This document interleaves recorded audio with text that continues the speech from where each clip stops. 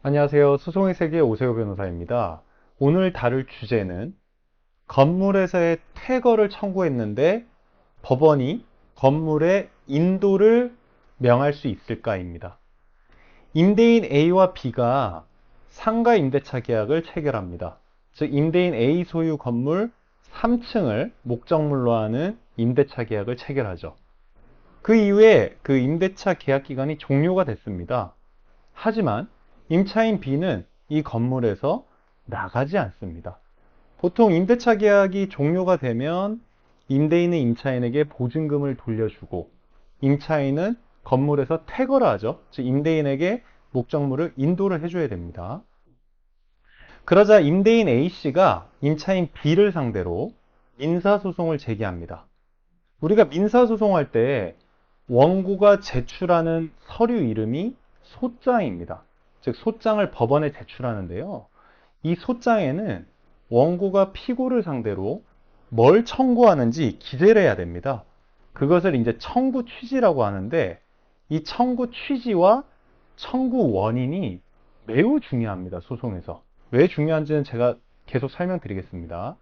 그래서 임대인 A는 소송을 제기하면서 청구 취지로 이렇게 기재합니다. 이 사건 건물 3층에서 퇴거하라. 그리고 퇴거 완료일까지 차임, 즉 월세를 지급하라고 합니다. 일단 임대차 계약이 종료됐기 때문에 임차인은 그 목적물을 점유, 즉 깔고 앉아있을 권리가 없죠. 그렇기 때문에 보통 청구를 퇴거하라.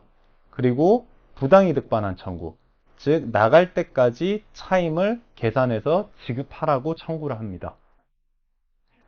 그러자 법원은 이렇게 판결합니다. 우선 2심은 원고 승소 판결을 하면서 임차인은 임대인에게 건물을 인도하고, 즉 임대차 목적물을 인도하고 인도 완료일까지 차임을 지급하라고 판결합니다.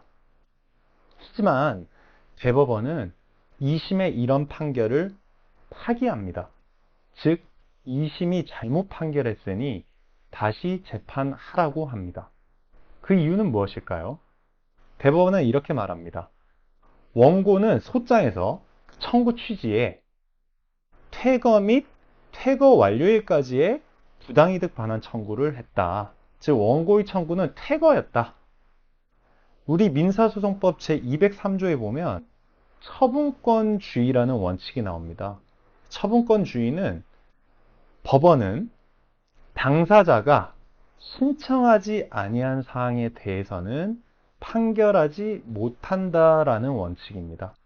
즉 법원은 당사자가 신청한 범위 내에서 판단하고 그걸 받아들일지 말지를 결정을 해야 하지 그걸 벗어나서 임의대로 자의적으로 판단할 수 없다는 원칙입니다.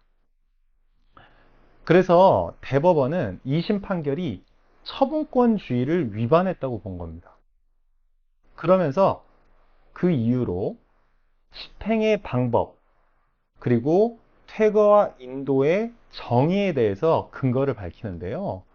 대법원은 퇴거와 인도는 다르다고 합니다. 즉, 퇴거는 어떤 건물에 대한 채무자의 점유를 단순히 해제하는 거다. 이것을 채권자, 즉 임대인에게까지 점유를 이전, 인도할 것까지는 필요하지 않다고 합니다. 그 정의상. 하지만 인도는 건물에 대한 그 사실적, 현실적 지배를 완전히 이전해 주는 것입니다. 그래서 우리 민사집행법에도 보면 그 명도 집행, 즉 명도라는 거는 인도랑 같은 말로 보시면 되는데요. 우리 명도소송이란 말 들어보셨죠? 부동산 명도소송. 그래서 이걸 집행할 때 집행관이 해당 부동산의 문을 따고 들어갑니다. 임의대로. 그래서 열쇠공도 뭐 현장에 부릅니다. 문을 따야 되니까. 그래서 문을 따고 들어가서 임대인에게 점유를 넘겨줍니다. 명도 집행을 할 때는. 즉 퇴거와 인도의 가장 큰 차이점은 단순히 이제 점유의 해제를 시키느냐, 점유를 해제하고 이전까지 해주느냐의 차이가 있다는 겁니다. 그래서 대법원은 결론적으로 2심 판결은 처분권주의를 위반했다. 즉 원고가 이렇게 A를 청구했는데 B라는 판결을 한 것이다 라고 판단을 했습니다. 그래서 민사소송에서 그 심판 대상은 원고, 즉 청구하는 사람의 의사에 따라서 특정이 됩니다. 그리고 법원은 그 당사자가 신청하고 청구한 사항에 대해서만, 그 범위 내에서만 판단을 하여야 하는 것입니다. 이것을 처분권주의라고 하고, 유사한 개념으로 변론주의라는 것도 있습니다. 변론주의는 뭐냐면 당사자가 주장하고 입증을 해야 하지 법원이 임의대로 당사자가 주장하지도 않은 사항에 대해서 임의대로 판단하고 그 이유를 밝히는 것은 잘못됐다는 원칙입니다.